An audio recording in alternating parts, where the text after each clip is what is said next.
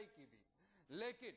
लेकिन हम आपको बताएंगे कि एक बार फिर से एनसीडीएक्स पर क्या धांधली हुई है। एक बार फिर से हम आपको बताएंगे कि एनसीडीएक्स पर अधिकारियों की वजह से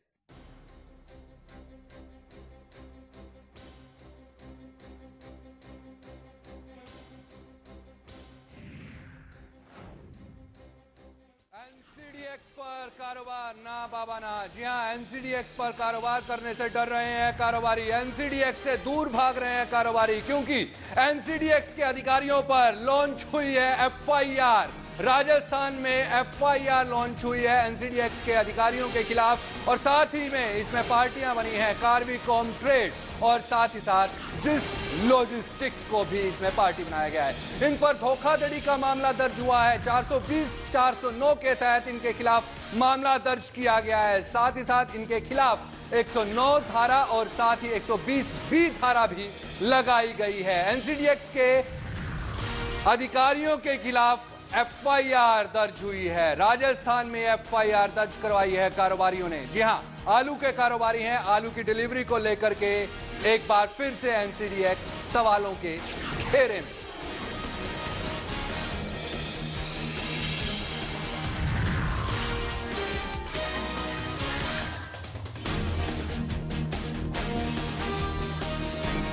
एनसीडीएक्स के अधिकारियों पर एफआईआर दायर हुई है। आपको एक बार फिर से बता दें, लगातार धोखाधड़ी के मामले एनसीडीएक्स पर उजागर हो रहे हैं। कभी ग्वार वहां पर विवाद बनती है, तो कभी लाल मिर्च और कभी हल्दी वहां पर विवाद बनती है, और अब बना है आलू। अभी ग्वार के ऊपर जांच चल रही है एफएमसी की, लेकिन इसी बीच एक और बड़ा विवाद आया है आलू की डिलीवरी को लेकर के। आलू की डिलीवरी ठीक नहीं हुई। आलू की डिलीवरी पर डिफॉल्ट कर गई है एक्सचेंज। एनसीडीएक्स जानी मानी एक्सचेंज डिफॉल्ट कर गई है आलू की डिलीवरी पर। और अभी हाल फिलहाल के अंदर स्टील की डिलीवरी पर भी डिफॉल्ट किया था एक्सचेंज ने, और 1 करोड़ रुपए की सेटलमेंट हुई थी गाजियाबाद के एक कारोबारी के द्वारा। और अब आलू की बारी।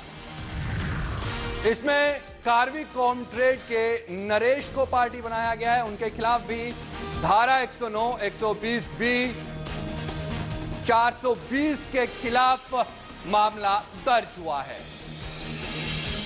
हमारे साथ इस पर कारोबारी पुरुषोत्तम नागपाल जयपुर से, जिनको करोड़ों रुपए की चपत लगी है, जिन्होंने एफआईआर दायर करवाई है, और साथ ही साथ सीपीएआई के चेयरमैन डीके अग्रवाल साहब हमारे साथ इस समय पर मौजूद। अग्रवाल साहब, सबसे पहले मैं आपके पास आना चाहूंगा, क्योंकि बहुत ही पेचीदा मामला भी है और साथ ही साथ एक्सचेंजेस के ऊपर एक बार फिर से सवालिया निशान भी है। एक्सचेंजेस 2003 से जब से शुरू हुई हैं 2011 तक हमेशा ही विवादों के घेरे के अंदर रही हैं। उन पर हमेशा से सवालिया निशान लगते रहे। क्या आपको लगता है कि एक्सचेंजेस, अब भारत की एक्सचेंजेस, कमोडिटी वायदा बाजार मैच्योर हो चुके हैं, वाकई में मैच्योर हो चुके हैं? देखिए, शुरू में जरूर जब 2003 में एक्सचेंज शुरू हुए थे, शुरू में डिलीवरी के अंदर थोड़ा प्रॉब्लम रही थी, लेकिन पिछले हमने देखा है कि 2-3 साल से डिलीवरी काफी अच्छी तरीके से रुकती जा रही थी यहाँ पर। बट अभी कुछ, क्योंकि ये जो गोडाउन्स होते हैं एक्सचेंज के, ये इनका मालिकाना जो होता है वो थर्ड पार्टी होती है, और एक्सचेंज के साथ इनका अरेंजमेंट होता है, एग्रीमेंट होता है। तो कई बार गोडाउन मालिकों की वजह से कुछ प्रॉब्लम जरूर आती है, बट एक्सचेंज अपनी तरफ से पूरी कोशिश करता है कि ये प्रॉब्लम आपको नहीं आए। लेकिन यहाँ पर बड़ा ही पेचीदा मामला है अग्रवाल साहब। नागपाल साहब ने 3 तारीख को एक्सचेंज को बताया कि जो आप मुझे डिलीवरी दे रहे हो उसको कृपया करके आप चेक कीजिए, आप ही देखिए इस डिलीवरी को कि इस डिलीवरी के अंदर कितनी खामियां हैं। लेकिन 10 तारीख तक उनका कोई भी बाशिंदा जो है वहां पर नहीं पहुंचता है, लोकेशन पर नहीं पहुंचता है। जैसे ही वो वहां से ट्रक को निकालते हैं, तुरंत उसके कुछ चंद मिनटों के बाद वहां पर एक्सचेंज के अधिकारी पहुंच जाते हैं। इसको क्या समझा जाए? देखिए, इसके बारे में तो मैं कुछ कमेंट नहीं कर पाऊंगा जी। हमारे साथ अग्रवाल साहब, नागपाल साहब भी इस समय पर जयपुर से मौजूद हैं। नागपाल साहब, स्वागत है आपका डी न्यूज में। नागपाल साहब, पूरा जो भी घटनाक्रम है आपसे एक बार फिर विस्तार से जानना चाहेंगे।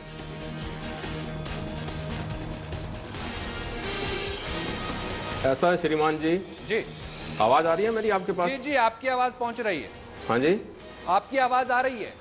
ऐसा है श्रीमान जी, मैंने एनसीडीएक्स से जो 20 सितंबर का कॉन्ट्रैक्ट खरीदा था, इससे पहले मैंने एनसीडीएक्स पे मस्टर्ड की डिलीवरी छोड़ी दी थी अप्रैल मई जून जुलाई के महीने में 50,000 क्विंटल की। तब हमारी जो मस्टर्ड की डिलीवरी हमने दी थी उस समय बकायदा एक असाइंग एजेंसी जो थी वहां पर हमारे गंगानगर में, उन्होंने बकायदा हर लोट की एक सैंपलिंग हुई, चेकिंग हुई, बकायदा एक सर्टिफिकेट जारी हुआ, उस पर उसकी लैब रिपोर्ट बनाई गई, हर लोट में कितने % का ऑयल कंटेंट है, उस हिसाब से उसके रेट्स पे डिस्काउंट्स तय हुए और उस हिसाब से हमने डिलीवरी छोड़ी। तो हमने अपना काम जो किया था एक्सचेंज पे, एनसीडीएक्स पे डिलीवरी छोड़ी थी इस मस्टर्ड की, हमने बहुत ही फेयर तरीके से छोड़ी थी, बहुत ही मतलब ईमानदारी से काम किया था। उसी को देखते हुए हमने सोचा जब एनसीडीएक्स में अगर यहाँ मस्टर्ड में ऐसा काम है तो आलू का, चूंकि मैं कोल्ड स्टोर का मालिक भी हूँ गंगानगर के विजयनगर कस्बे का, तो आलू के तो मैंने कहा चलो आलू मेरे को फिर ये कार्वी कॉमट्रेड के प्रतिनिधि ने कहा कि इस समय बाजार में आलू ऊंचा चल रहा है और एनसीडीएक्स में मंदा बिक रहा है, अगर आप लेते हैं तो आपको फायदा होगा यहाँ पर। तो मैंने उनकी बातों में आकर मैंने एनसीडीएक्स पे ये 20 सितंबर का कॉन्ट्रैक्ट का आलू का उठाया जी। और मजे की बात देखिए कि मैंने तो 50 उस पे जो ओपन इंटरेस्ट उस समय चल रहा था 55,000 टन का चल रहा था जी। तो मैंने तो एक अपने जितना मेरी क्षमता थी मैंने उस हिसाब से उसमें लगभग 4,800 टन माल खरीदा एनसीडीएक्स की उस कॉन्ट्रैक्ट का। और जब डिलीवरी छूटी तो टोटल 8,500 टन की डिलीवरी छूटी थी एनसीडीएक्स के 20 सितंबर कॉन्ट्रैक्ट की। उस हिसाब से मेरे जो मैं डिलीवरी पूरे ऑल इंडिया लेवल की जो डिलीवरी छूटी थी उसकी 56% मेरे पास था।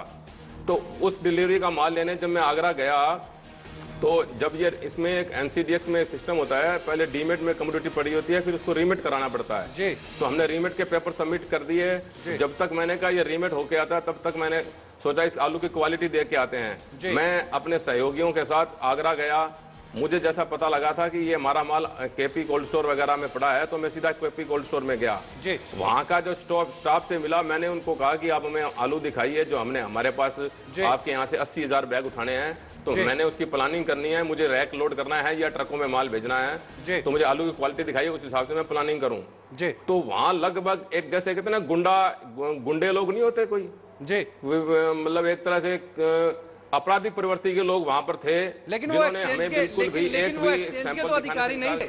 लेकिन वो तो एक्सचेंज के अधिकारी नहीं थे, वो तो शायद कोल्ड स्टोरेज के अधिकारी होंगे या फिर कोई और थर्ड पार्टी के लोग होंगे। कोल्ड स्टोर के कर्मचारी थे जी। हाँ जी, हाँ जी, बिल्कुल सही बात है आपकी। उन्होंने हमें बिल्कुल सैंपल दिखाने से मना कर दिया जी। कहता है जी एनसीडीएक्स के अधिकारियों ने ये नियम बना रखा है कि आप किसी को कोई सैंपल नहीं दिखाओगे जी। मैंने फिर बहुत रिक्वेस्ट करी तो उन्होंने एक आलू का बैग अंदर से निकाल के दिखाया और कहा आप चले जाओ, यहाँ पर ऐसा ही आलू मिलेगा आपको जी। तो निराश होकर मेरे को अंदर उन्होंने चैम्बर में जाने नहीं दिया जहां पूरा आलू लगा हुआ है, अंदर से एक बैग आलू ला के दिखा दिया और मेरे को क्या चाहिए आप यहाँ से जी। तो मैं निराश होकर वापिस अपने श्री गंगानगर में आया और नरेश जी को बताया जो हमारे कमोडिटी के जिनके मार्फत मैंने ये कॉन्ट्रैक्ट लिया था। उन्होंने कहा एनसीडीएक्स का कोई नियम होगा, इसमें क्या बड़ी बात है, अपने को तो एनसीडीएक्स क्वालिटी का आलू मिलेगा, अपने को चिंता करने की कोई बात नहीं है, आप तो ये रीमेट पेपर लीजिए और आलू उठाइए। तो रीमेट पेपर आने के बाद मैं और मेरे अथॉराइज्ड पर्सन थे मिस्टर खेमचंद जी, हम दोनों आगरा केपी कोल्ड स्टोर में गए। ये 3 अक्टूबर की बात है सर। तो वहाँ एक मिस्टर अरविंद माहेश्वरी थे जिक्स के प्रतिनिधि, हमें कहा गया आप उनसे संपर्क करिए जी। मैंने उनको रीमेट पेपर दिए तो उन्होंने कहा आप दोपहर हो चुकी है, आज आप 1 ट्रक ले आइए, आज 1 ट्रक भरेंगे, कल से आप ज्यादा ट्रक भरने चालू कर दें। आपको जो डिलीवरी दी गई, क्या आपको पूरे के पूरे जो 4,800 मीट्रिक टन आपका माल था, क्वांटिटी थी, क्या वो पूरी की पूरी आपको मिल गई? अभी नहीं मिली है सर, मेरे को सिर्फ 1200 टन क्वांटिटी मिली है जी। 25% मेरे को क्वांटिटी मिली है और वो भी बिल्कुल ही इंफीरियर क्वालिटी का माल दिया गया है। मेरे साथ विश्वासघात प्लस भय दोनों का काम किया गया मेरे साथ। मेरे को इधर तो जिक्स के जो अधिकारी थे वो मैं जानना चाहूंगा, आपका ये जो कॉन्ट्रैक्ट था ये कब का कॉन्ट्रैक्ट था और साथ में इसकी डिलीवरी की तारीख जो थी उसमें डिले क्यों हुआ? प्लीज दोबारा बोलेंगे, मेरा थोड़ा लाइन पुरुषोत्तम जी, क्या डिलीवरी जो है आपको ऑन टाइम थी और जब आपने एक्सचेंजेस के अधिकारियों से बात की तो उन्होंने क्या कहा?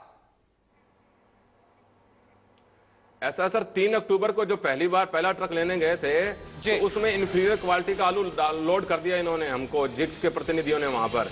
मैंने कहा आलू लोड करने से पहले आलू दिखाइए, तो उन्होंने आलू दिखाने से उन्होंने कहा आलू एनसीडीएक्स क्वालिटी का देंगे। सीपीआई के हमारे साथ चेयरमैन हैं, कमोडिटी पार्टिसिपेशन एसोसिएशन इंडिया के चेयरमैन हमारे साथ में हैं, डीके अग्रवाल साहब। उन्होंने सारा ये घटनाक्रम अभी सुना है, उनके पास चलते हैं। अग्रवाल साहब, इस तरीके की डिलीवरी की अगर कोई समस्याएं आती हैं तो उनका निवारण करने के लिए क्या ऑप्शंस मौजूद हैं? देखिए, इसके लिए एक तो इनको सीपीआई को भी एक लेटर डालना चाहिए।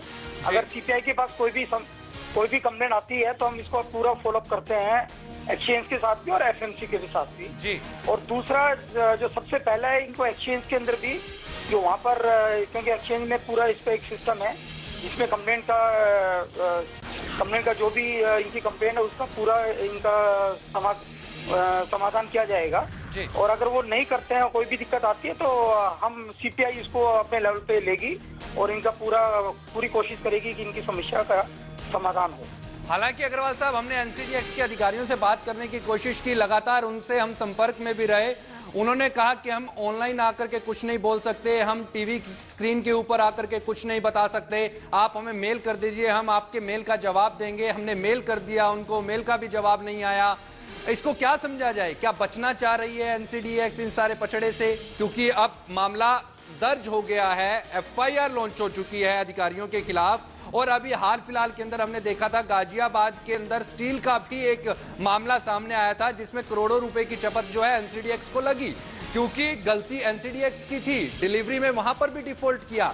कितनी डिलीवरी होती है? केवल मात्र 3% की तो डिलीवरी यहां पर उठती है, केवल मात्र 3%। 100% का जो ट्रेड होता है उसमें केवल मात्र 3% की डिलीवरी में भी डिफॉल्ट कर जाती है एक्सचेंज। तो क्या समझा जाए? 2003 का जो ढर्रा है आज तक मतलब इसके अंदर कोई भी अपडेशन नहीं हो पाई है। वही ढर्रा का ढर्रा आज 8 साल के बाद भी दिखाई देता है। जो कार्य प्रणाली पहले एक्सचेंज की देखने को मिलती थी, वही कार्य प्रणाली आज भी देखने को मिल रही है। फिर एक्सचेंजेस के ऊपर विश्वास कैसे किया जाए? नहीं, देखिए, हम ये नहीं कह सकते कि कार्यप्रणाली में कोई इम्प्रूवमेंट नहीं हुआ। इम्प्रूवमेंट जरूर हुआ है, लेकिन कुछ जगह पर कुछ दिक्कतें इन्वेस्टर्स को आ रही हैं। बट इसका मतलब ये नहीं है कि पूरा सिस्टम खराब है या गलत है। बट जहाँ भी अगर हमें दिक्कतें आ रही हैं तो इसका हम एक्सचेंज से पूरा टेकअप करेंगे। और एक जो भी अपने जिनकी भी ये शिकायत है, वो एक हमें इसकी कॉपी हमें भी भेज दें और हम भी इसको एक्सचेंज से पूरा टेकअप करेंगे। और इसका पूरी कोशिश रहेगी कि इसका कोई ना कोई सोल्यूशन हम इसका निकलवाएं और ये भी इंश्योर करें कि आगे एक्सचेंज इस चीज को देखे कि ये प्रॉब्लम आगे इन्वेस्टर को नहीं आए। तो मेरी आपके जो भी जिनकी भी शिकायत है उनसे रिक्वेस्ट है कि वो हमें इसकी एक जो भी कंप्लेंट की कॉपी है वो हमें भी भेज दें और हम इसको एक्सचेंज से टेकअप करें। पुरुषोत्तम जी आपको सुन रहे हैं अग्रवाल साहब। पुरुषोत्तम जी, आपने अग्रवाल साहब को सुना। पुरुषोत्तम जी, अग्रवाल साहब ये कह रहे हैं कि आपकी जो भी कंप्लेंट है, जो भी जद्दोजहद आप अकेले लड़ रहे हैं, उसमें आप सीपीआई को साथ में लेकर के चलें, सीपीआई इसमें आपकी पूरी मदद करेगा। तो मुझे बहुत खुशी होगी कि अगर सीपीआई हमारे साथ इस मामले में मेरे साथ एक्सचेंज के सामने इस बात को रखती है और मेरे को न्याय दिलाने का अगर वो मेरे साथ खड़ी होती है सीपीआई, तो मैं जरूर उनका साथ लूंगा और मैं उनसे मेल आईडी उनके संपर्क में रहूंगा। उनके मेल आईडी पे जो भी मेरे डॉक्यूमेंट्स है, उनके जो पोस्टल एड्रेस है, उन पे भी मैं डॉक्यूमेंट्स उनको भेजूंगा, एफआईआर की और जो भी डिटेल है मेरी, मैं उनको भेजूंगा और उनको साथ रख के मैं एक्सचेंज के ने जो धोखाधड़ी करी है मेरे साथ, मैं उनको साथ लूंगा। लेकिन मैं इनके साथ एक बात और बताना चाहूंगा श्रीमान जी आपको कि ये जो एनसीडीएक्स का जो ये सिस्टम है, इसमें 3 पार्टिसिपेंट होते हैं सर। एक तो डब्ल्यूएसपी वेयर हाउस सर्विस प्रोवाइडर, जो हमारे केस में जिक्स लॉजिस्टिक लिमिटेड है। इसके अलावा एक असाइंग एजेंसी और होती है जिसका काम होता है कि उस क्वालिटी को चेक करना कि क्या वास्तव में उस क्वालिटी का माल लग रहा है या नहीं लग रहा। अब आप देखिए, यही सबसे बड़ा घोटाला यहाँ एनसीडीएक्स का होता है। यहाँ पर जो डब्ल्यूएसपी है वही की वही कंपनी अपना दूसरे नाम से एक असाइंग एजेंसी बना लेती है। मतलब जिन्होंने जो थानेदार हैं, जिन्होंने क्वालिटी सर्टिफिकेट देना है, वही चोरी करने के लिए उनको बहुत छूट है, बहुत बड़ी छूट है वहां पर, क्योंकि उन्हीं का गोडाउन है, उन्होंने क्वालिटी सर्टिफिकेट देना है। तो 2 पार्टी जो एक अलग होनी चाहिए, जो थर्ड पार्टी होनी चाहिए थी, वो दोनों काम एक आदमी को सौंप दिए गए हैं। और अगर वो दोनों वो आदमी या जो वो कंपनी है वो अधिकारियों से मिल जाए, एनसीडीएक्स के अधिकारियों से, तो वो कोई भी ऐसा आदमी नहीं है इंडिया में जो उनकी धोखाधड़ी से बच सके। जी जैसा मैंने पुरुषोत्तम जी, मैं आपके पास आऊंगा। वक्त तो चला यहाँ पर एक छोटे से कमर्शियल ब्रेक का। ब्रेक के बाद हम लौटेंगे। हमारे साथ खास मेहमान बने हुए हैं, साथ ही साथ मुन्ना महतो भी ज्वाइन करेंगे इस चर्चा को, इस गर्म चर्चा को, और उनसे भी जानेंगे क्योंकि वो लंबे अरसे से एक्सचेंजेस के साथ जुड़े रहे हैं और लंबे अरसे से इस कारोबार के साथ जुड़े हुए हैं। उनसे भी हम प्रतिक्रिया लेंगे कि अब आपकी समस्या, जी हां पुरुषोत्तम जी, आपकी और आप जैसे बहुत से कारोबारियों की समस्या का निदान कैसे हो सकता है।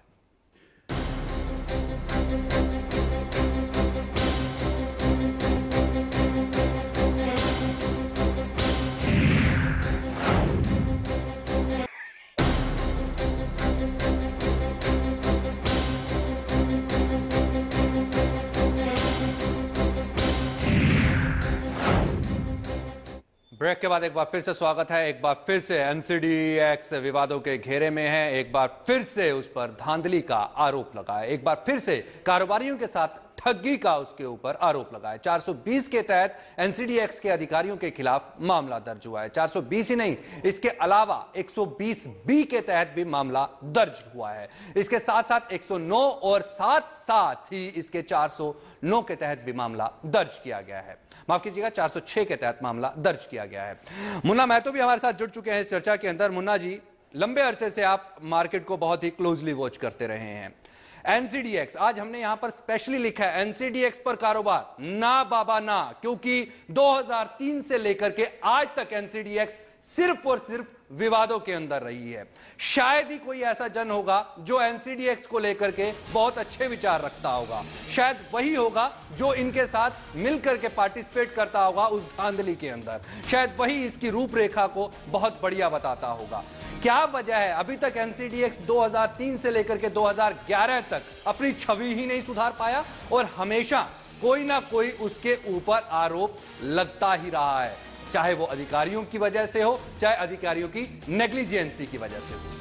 हाँ, मैं जैसे 2004 से देखते 2003-2004 से हम लोग इस मार्केट को वॉच करते आए हैं और तभी से लेकर के अभी तक हमने कई सारे घोटाले देखे। सरसों में देखे, जीरा में देखा, हल्दी में देखा, फिर अभी गुआर की बात चल रही है, साथ में पटोटो की आ गई। तो ऐसे में मेरे को जो मानना है, इसका साफ फेलियर की अगर बात करें तो सबसे बड़ी जो फेलियर है वो रेगुलेटरी बॉडी की है। रेगुलेटरी बॉडी आंख बंद करके बैठे रहते हैं। हम हमेशा से रिक्वेस्ट करते आते हैं कि उन्हें सख्त होना चाहिए। अब तो उनके ऊपर सवाल बनती हुई नजर आ रही है कि क्या एफएमसी को अभी इतने अपने आप को कैपेबल क्लेम कर रहा है कि उसे एक इंडिविजुअल बॉडी बना दिया जाए। सेबी के तरह हमेशा क्लेम करता है कि उसे एक इंडिविजुअल पावर दे दिया जाए, लेकिन इस तरह से अगर काम चलेंगे तो आगे मेरे को नहीं लगता कि एफएमसी को फुल पावर दिए जाने चाहिए। लेकिन जिस तरह से पोटैटो में घोटाला हुआ है, मेरे ख्याल से इसमें एक और एप्लीकेशन हमें एनसीडीएक्स को करना चाहिए। आरटीआई के अकॉर्डिंग सारे डिटेल्स को हमें जानकारी लेनी चाहिए। आरटीआई के अकॉर्डिंग सारे सच्चाई को सामने लेना चाहिए, उसके अकॉर्डिंग फिर हमें फर्दर मूवमेंट करनी चाहिए। तीसरी बात है कि इस तरह से अगर चलता है तो हम बात करते हैं कि हम एक्सचेंजेस को और डेवलप करेंगे या कमोडिटी मार्केट को और सख्त करेंगे कि आगे चल करके हम इंटरनेशनल लेवल पर कम्पीट कर सके। ऑप्शंस की बात कर रहे हैं, एफआईएस की एंट्री की बात कर रहे हैं, लेकिन अगर इस तरह की अगर मैनिपुलेशन होती है तो मुझे नहीं लगता कि आगे चल करके एक्सचेंजेस की छवि जो दुनिया भर में एक अच्छी छवि जाएगी सामने। ऐसे में आगे चल करके कमोडिटी बाजार को डेवलप करना बहुत ही मुश्किल हो सकता है। अग्रवाल साहब, आप क्या देखते हैं इसका भविष्य, वायदा कारोबार का भविष्य? अग्रवाल साहब, क्या मुझे सुन पा रहे हैं? लगता है अग्रवाल साहब से हमारा संपर्क टूट गया है। अगर हम पूरा इसका लब्बो लुबाब देखें मुन्ना जी, जो पुरुषोत्तम जी की समस्या है, ऐसे ही नंबर ऑफ कारोबारियों की समस्याएं हैं। कुछ समस्याएं उजागर हो जाती हैं और कुछ समस्याएं दबी की दबी रह जाती हैं। जो उजागर हो जाती है शायद उनका निवारण हो जाता है, लेकिन अब पुरुषोत्तम जी की जो समस्या है, जो इनको डिलीवरी नहीं मिली, उसका निवारण कैसे हो? हाँ, मैं सबसे पहले पुरुषोत्तम जी को धन्यवाद दूंगा कि इन्होंने इतनी हिम्मत की कि एक्सचेंजेस के अगेंस्ट में अपने आप को खड़ा किया। तो इसके लिए काफ़ी हद तक दूसरे जो छोटे छोटे इन्वेस्टर उनको मदद मिलेगी। लेकिन मेरे ख्याल से इन्होंने जो कोर्ट में केस किया है, एफआईआर किया है, बहुत ही अच्छा किया इन्होंने। और हो सके तो एक आरटीआई का एप्लीकेशन दायर करें एनसीडीएक्स पर और पूरे घटने की पूरा डिटेल्स निकालने की कोशिश करें, ताकि फर्दर जो ये कानूनन जो लड़ाई चलेगी बहुत लंबी चलेगी और उसमें आगे चल करके कोई इनको मदद मिल सके। हालांकि हमने लगातार संपर्क साधने की कोशिश की, जिस लॉजिस्टिक्स के मालिक से, अनिल जी से, और साथ ही साथ वेयर हाउस के मालिकों से भी हमने संपर्क साधने की कोशिश की, लेकिन उन्होंने साफ तौर के ऊपर कैमरे पर कुछ भी बोलने से मना कर दिया। यहां तक कि उन्होंने अपने मोबाइल फोन्स भी स्विच ऑफ कर दिए हैं। अब यह मामला पुलिस स्टेशन पर है, श्री गंगानगर में मामला दर्ज हो चुका है। पुरुषोत्तम जी, पुलिस की तरफ से आपको क्या आश्वासन मिल रहे हैं? मुझे पुलिस ने बुलाया था और उन्होंने बयान रिकॉर्ड किए हैं। एक्चुअल में उन्होंने ये जो मैटर है, मेरे ख्याल से जैसा जहां भी मैं गया हूं, सब कह रहे हैं ये इंडिया लेवल का पहला मामला ऐसा है इंडिया की हिस्ट्री का कि किसी एनसीडीएक्स के खिलाफ इस लेवल तक कोई आदमी लड़ाई लड़ी और पुलिस केस का मामला बना। तो ये सब पुलिस के लिए भी एक मामले को समझने की बहुत जरूरत थी। तो उन्होंने मुझसे ये कहा है कि आप पूरा मैटर को मुझे विस्तार से बताएं कि एनसीडीएक्स की कार्यप्रणाली क्या है और कौन कौन डिफॉल्टर हैं इस मामले में। क्या पुरुषोत्तम, तो जैसा मुझे समझ आया है, मैंने इस बारे में करने की भी बात पुलिस कर रही है, क्योंकि 420 के तहत मामला दर्ज हुआ है, 120 और 420 के तहत। ऐसा है, पुलिस इस मामले में, जैसा मेरे लीगल एडवाइजर ने हमें सजेस्ट किया है, पुलिस का जो कार्यप्रणाली इस संदर्भ में ये रहती है कि पुलिस अपने स्तर पर पहले तहकीकात करती है और अगर इस तहकीकात में अगर कोई व्यक्ति 420 में दोषी पाया जाता है, पुलिस उसको निश्चित तौर पर ही गिरफ्तार करेगी। उसके गिरफ्तार करने के बाद ही उसके खिलाफ कोर्ट में चालान पेश होता है। ये पुलिस की जो प्रक्रिया है उसमें अगर मैंने 7 अभियुक्तों को जो नामजद किया है और वो 7 के 7 अभियुक्त हैं इस मामले में। मैं पहले और इनकी कार्यप्रणाली आपको बताता हूं और जो इस दर्शक को देख रहे हैं उनको भी समझने में आसानी रहेगी कि वास्तव में घोटाला होता किस लेवल पे घोटाला होता है। जी, मैं आपको एक उदाहरण देता हूं कि एक कमोडिटी है, उसको स्टोर करने की जिम्मेदारी WSP की है, वेयर हाउस सर्विस प्रोवाइडर की। उस कमोडिटी की क्वालिटी चेक करने की जिम्मेवारी उसकी जो असाइंग एजेंसी उसकी है, और ये सारा काम सही हो रहा है या नहीं हो रहा है इसकी जिम्मेदारी एनसीडीएक्स के अधिकारी लॉजिस्टिक एंड महेश तिवारी और रोहित शुक्ला की है। अब इस केस में क्या हुआ, ये जो WSP जिक्स लॉजिस्टिक लिमिटेड है वही असाइंग एजेंसी है। तो जो 2 पार्टी होनी थी वो एक ही पार्टी है। उस पार्टी के 2 बंदे मिस्टर अरविंद माहेश्वरी और मिस्टर अनिल जंवर मिल गए। उन्होंने साथ में लिया एनसीडीएक्स के अधिकारी महेश तिवारी और मिस्टर रोहित शुक्ला को मिला लिया अपने में। इन्होंने आगे कोल्ड स्टोर लिया, केपी कोल्ड स्टोर किराए लीज पर, उसके मालिक राजेश अग्रवाल इनके साथ मिल गए। तो ये एक पूरा गैंग बना वहां पर इनका। अब जब ये सब 4-5 जिन्होंने एक दूसरे के ऊपर वाच रखनी थी वो सब मिल गए, इन्होंने एक धोखाधड़ी का षड्यंत्र रचा। और ये मेरे साथ नहीं किया। बात करते हैं हमेशा से कहीं ना कहीं कार्टेलाइजेशन की बात की जाती है। अगर उस कार्टेलाइजेशन के अंदर एक्सचेंज के अधिकारी भी भागीदार हो जाएं तो फिर तो कारोबारियों का जनाजा यहां पर निकलना निश्चित ही माना जाता है। और अभी तक का कमोडिटी वायदा बाजारों का जो इतिहास रहा है उसके ऊपर अगर निगाह डालें तो एक्सचेंजेस की वजह से बहुत से कारोबारियों को मोटा नुकसान उठाना पड़ा, यहां तक कि उन्हें अपने घर बार भी बेचने पड़े हैं। बहरहाल इस चर्चा को यहीं पर विराम देंगे। चर्चा काफी लंबी है, इस पर और भी कई घंटों तक बहस हो सकती है, लेकिन हमारे पास समय की थोड़ी सी कमी है। मुन्ना जी, आप स्टूडियो में आए और आपने तमाम जानकारियां शेयर की, इसके लिए आपका बहुत बहुत शुक्रिया। पुरुषोत्तम जी, आपने अपना कीमती समय निकाला, इसके लिए आपका बहुत बहुत शुक्रिया। और हम उम्मीद करते हैं कि एक्सचेंज के अधिकारीगण, सीनियरगण इस प्रोग्राम को देख रहे होंगे और निश्चित तौर के ऊपर आपकी समस्या का निवारण करेंगे। और साथ ही साथ हमारी एफएमसी के अधिकारियों से भी यह गुजारिश है कि वो तुरंत आपकी समस्या का निवारण करें। अगर वो इस प्रोग्राम को देख रहे हैं तो निश्चित तौर के ऊपर आपकी समस्या का निवारण होगा। बहरहाल मंडी से मैं वक्त हो गया है आपसे विदा लेने का, लेकिन आप कहीं मत जाइए, आप देखते रहिए इंडिया न्यूज, क्योंकि खबरों का सिलसिला बदस्तूर जारी है।